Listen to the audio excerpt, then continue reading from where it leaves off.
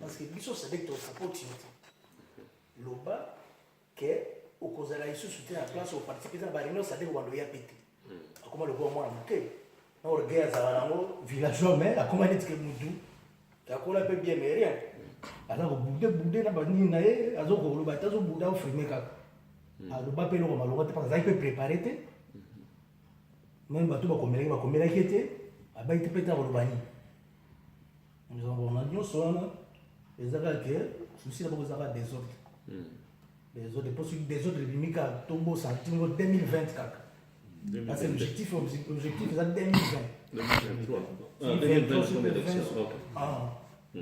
donc eza so loka manda mosusu azusu ya desordre me biso kaka na potopoto kaka donc voilà c'est un peu ça.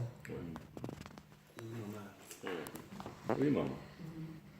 C'est la président. Mais bon, pour le que non, on tourne tina 2019. Toi, ça va, les choses qui sont alors, si vous avez une chose à ça l'année.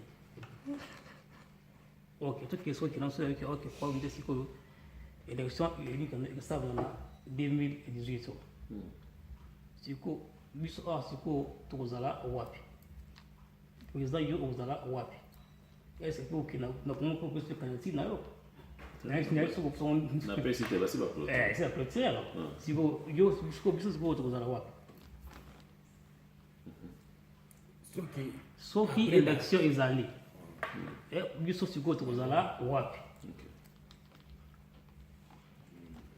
Ça le même point ngena loba parce que si tu funguli pour temps déjà. Bon, façon à lobby na comprendre jango na moi peut-être na lobila jango moi moké. Ce qui est élection ezali et qui est bien donc makambo ya gouvernement exil aux amois pembeni parce que aux alola ti tant soki ba komi mo boulou ou bien soki ba respecter en te de to telema. Ça là donc réserve tout ça donc na banque tout ça ba réserve.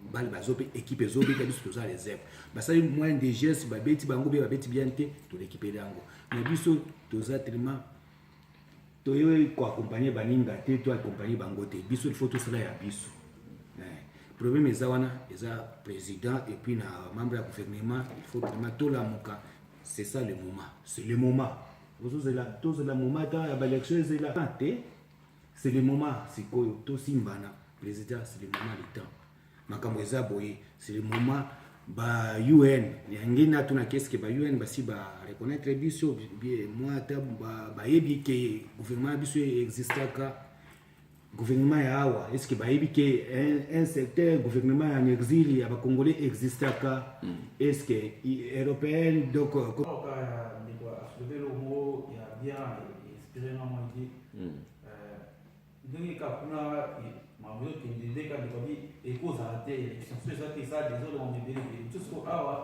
faut ça quand même ini siko gouvernement a dit que ça a na au sous limite kasavu na éviter est-ce que biso toyo étant le président ou avant tout ça gouvernement ou intéressant qui ba moto bon ba yebaki pété pour ça pe ya bango na ndenge na besoin kwa idée faut ça qu'on peut y voir la cité bato bayala na biso ati balotan tokutana baloba mais ndeni bino gouvernement sikuna pesa lié parce que nous dé gouvernement siko ya nani za bien bango pe bala projet na bango selon bango pe bango na ke bango ba ki biso pe to yi ya biso nde to na bango biso ni la c'est bon siko pourquoi pas ko luka ko ezakelo moko pour eza force la makasi na premièrement deuxièmement bon nga certainement na sakane ki no yeba ke président pour sport de que sport en plus ils arrivent na mambo ko ça s'attendait qu'il n'aurait peut-être il peut postuler quand même des choses après peut-être n'est ça peut-être si mais quand même dans cadre de visibilité tout va qui va comprendre la vision aimer mais à ma grande surprise na obi que ça li au chagité na éviter peut-être quelque part nous sommes ça peut mon gars tout ça on va prendre bata toto tout ça on prend intérêt en beaucoup tonton matumbo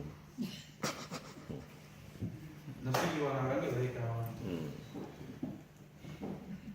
mtomosos ouais ngana nyana na baksana yo moko ko namona pe moko to na ba marche tamsu ya Congo support tamsu ko déclarer pour la maman moka mais la minute situation Congo est bien té est-ce que vous avez une marche montée au gouvernement en exil, vous pouvez organiser pour que même secours pour la première les grands pour vous avez un papier côté signé, mais pour bimader à Libanda, côté les marché, même côté l'ambassade à Congo, pour ça même ma banderole, ils ont Congo sa porte, mais ils ont un gouvernement en exil. Là, CRP et l'autre vous ça bien. Ils ont part et Congo sa porte, mais ils ont une banderole, dans le t-shirt, il y a gouvernement en exil pour marcher, pour la déclarer pour la situation elle est dans la Congo. Là, CRP, l'idée on vous a fait, idée moi bien pour l'ombimalanzer là. Il nous fallait plus vraiment que dans le gouvernement, moi ils ont fait en place au bateau pour pouvoir en place. On vient, maman. Nga na koko bakisa boye nazali komona lokola Kabila alingi kokende te vraiment à 100% parce que tolobi tokende na élection biso tozoboya machine ye na nanga azosolola monoko moko ok nanga fo azala na katikati ya opposition na gouvernement en place mais nanga azozwa parti ya Kabila bazovoyage na Kabila. Alors, nous avons vraiment, même dans le but de l'élection, aussi le temps de faire une affaire de la machine. Nous avons continué à commander la machine. Nous avons voté pour nous, nous avons tondima, et ça passe. Toboya passe. C'est le moment. Yango wana penza na tango en tout cas congolais expérience tozali bomoko poto bunda. Pour ceux qui tozo tikala kala kene to éviter lo ni to kosala. Pour tozo mona ba to comme maïle comme aussi. Toboya problème, tondima problème. Donc to tele makaka. Toza bomoko. Yo na kokolo bangwana pour Kabila boy kote. Merci. Maman, vous aviez à dire? Moi, c'est je demande dauphin. Ndenge bandeko bauti bakoloba ke Kabila a besoin ata moke te akotika mboka na biso, cela a été évident. Po azwi badisposition nyonso oyo ke même soki élection esalemi ye azala majoritaire na parlement. Comme ça azala na mémise sur tout le monde pour ayeba kokonza peuple congolais. Donc quelque part toujours évoluer à ta moquette, tout ça c'est vicieux. Alors ndenge constitution mboka ezo autorisé biso article 64 que tout congolais ou tout élu congolais a un droit à revendiquer mboka na ye en s'appuyant sur article 64. C'est vraiment la politique. Ok, nous sommes place à Zali et qui en a besoin. Il y a un canal et qui n'était n'est pas imposé sur guerre pour imposer, mboka ba arraché yango. Il est grand temps tout le bas, tout élément pour tout la mboka oyo. Ils ont aucun de manière progressive. Avec le temps, aucun beaucoup tout le temps on a vu nos boutiques et comme à bateau. C'est vraiment regrettable. Voilà, c'est le premier point. Le deuxième point, il est pour le gouvernement diaspora. Nous avons un article qui est vivre dans la diaspora. On a des exemples de des actions. C'est des ça là-bas. Mais le gouvernement n'existe pas. Il y a des gouvernements qui sont dans le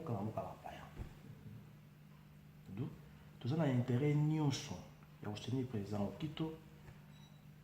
Amona ba konzi ndenge bande mosusu babili boso na ngai yake ba reconnaître plus de manière officielle comme ça to la même mise to kende kolongola mboka na mboka ba paya oyo bazoko kolinga ba éliminer génération nyonso na congolais ba imposer génération mosusu ya bango na étranger po ba okipe mboka na biso et bleu on a ba besala ka passa motema makasi na koloba ngo miso koma hotela esala ka mawa mingi.